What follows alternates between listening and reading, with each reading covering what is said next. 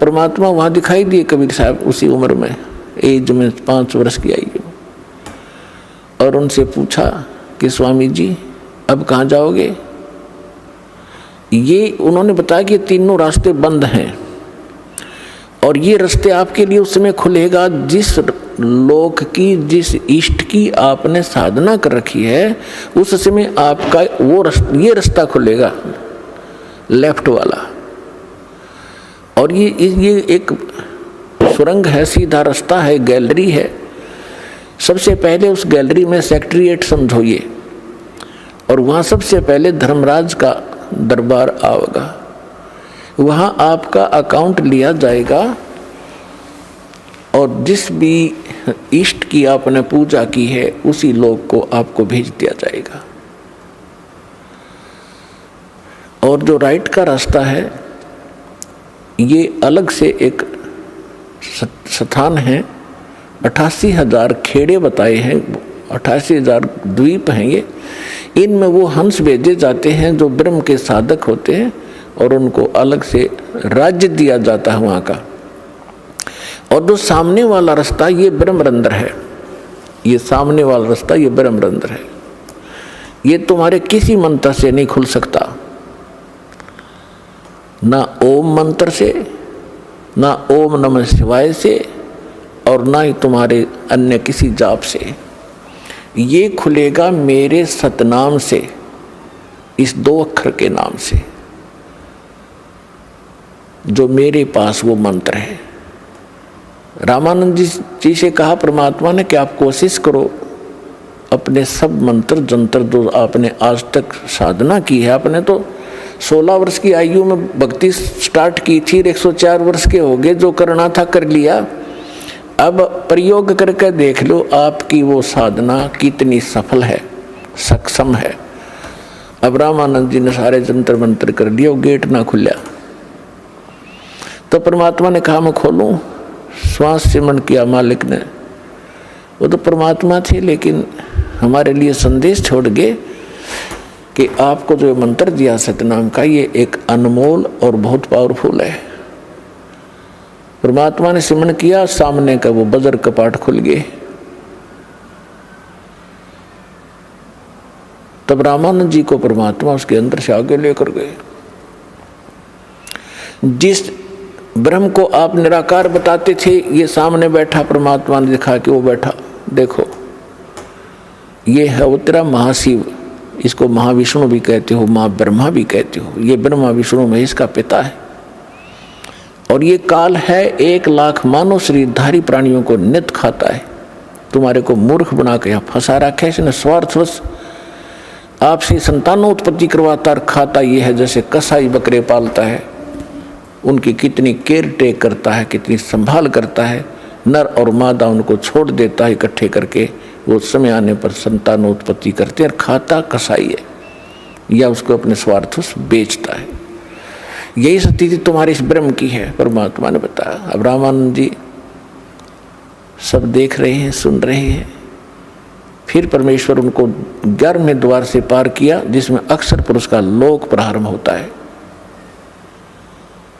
अक्षर पुरुष के सातसंग ब्रह्मांडों को पार करके परमात्मा पहुंचे 12वें द्वार पर जहां भंवर गुफा है,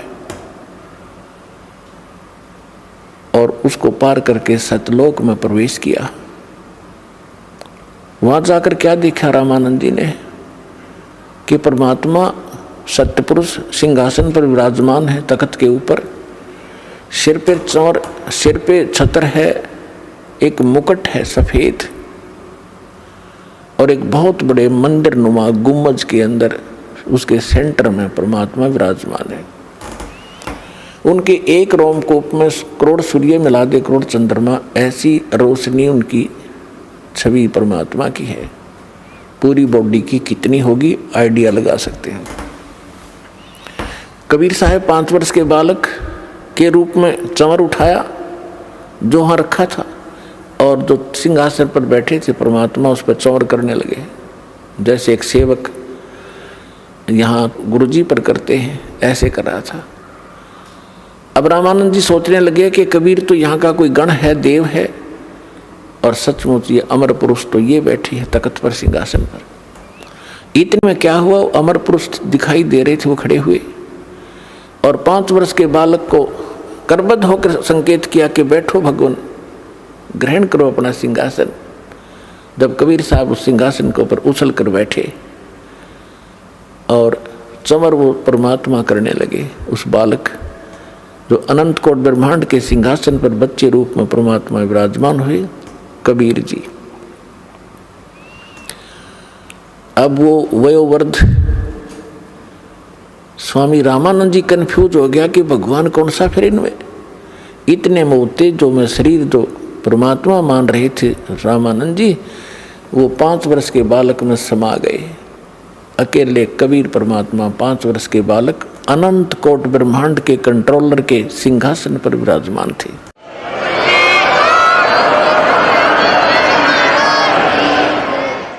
तब परमात्मा ने कहा कि रामानंद जी, हम ही अलख अला हैं, कुतुब गोस और पीरे, गरीबदास खालक धनी, हमरा नाम कबीरे। ए स्वामी सृष्टा में सृष्टि हमारे तीरे, दास गरीब अधर बसू हूँ अवगत सत कबीर। जब परमात्मा ने पहले ये बात वार्ता की थी रामानंद जी से, तो उस समय फिर दोहराई। रामानंद जी गदगद हो गए कि मुझे तो सहज में भगवान मिल गए और 104 वर्ष का हो गया, मैंने डले ढोए अभी तक। तो परमात्मा ने कहा कि जाओ स्वामी जी वापस जाइए। इतना ही कहा था कि बड़े वेग से स्वामी जी की आत्मा बॉडी में आ गई और एकदम ऐसे देखा सामने, तो सामने वही सूरत, वही मूर्त, 5 वर्ष का बालक सामने बैठा, चरणों में गिर गया। 104 वर्ष का विद्वान पाक रहा था, बिना ज्ञान के न्यू डले डोआ प्राणी। अब दुनिया में महिमा थी, 1400 ऋषि शेष बना रखे थे जो उसके ज्ञान का प्रचार किया करते थे। अपन आत्मा ब्राह्मण वही होता है, कहते ब्राह्मण सोए जो ब्रह्म पछाने।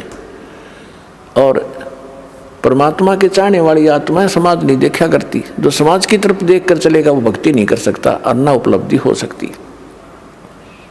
एक तरफ तो पूरी प्रभुता, स्वामी पना उसका, 1400 ऋषि उसके चरणों में दंडोत प्रणाम करें और जनता उनका ज्ञान सुने, और एक तरफ भगवान खड़े। भगवान किस रूप में? जुलाही रूप में, धानक शूद्र रूप में, और वो उस समय की स्वर्ण जाति ब्राह्मण वर्ण में। और ब्राह्मण लोग तो कपड़ा भी नहीं लगने देते थे शूद्रों का।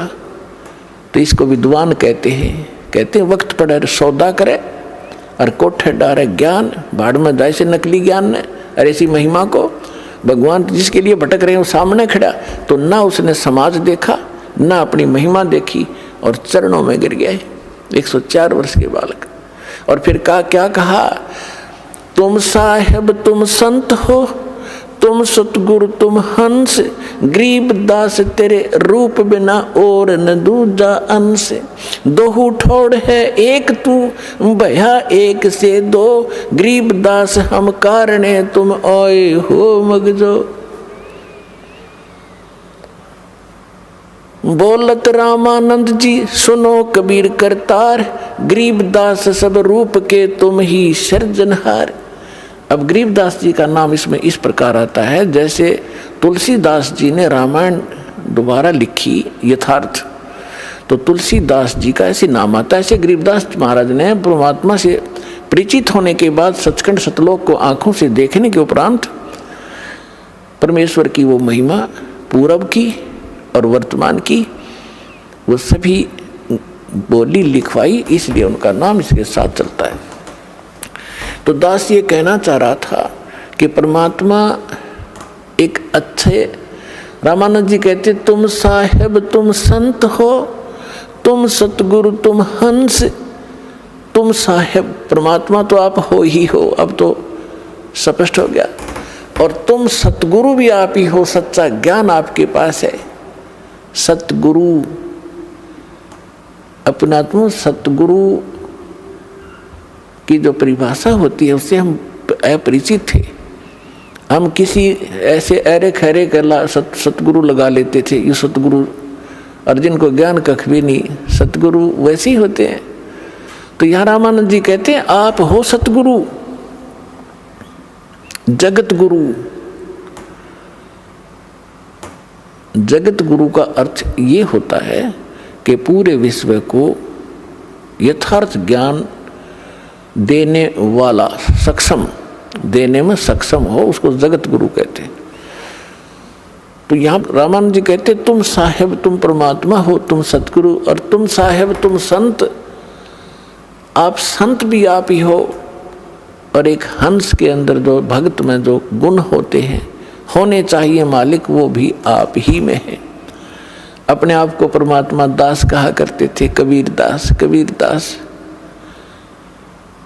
और अधीन रहा करते थे। कोई बुरा कहता था, भला कहता था, कभी किसी से अक्षुब्ध नहीं होते थे। तो कहने का भाव है दास का कि परमात्मा अपने आप पर ही सभी वाणी बोलकर हम भोली आत्माओं को समझाना चाहते थे। तो क्या बता रहे हैं? सतगुरु के उपदेश का लाया एक विचार, जय सतगुरु मिलते नहीं तो जाते नरक द्वार। ओए होए, अपना आत्मा भविष्य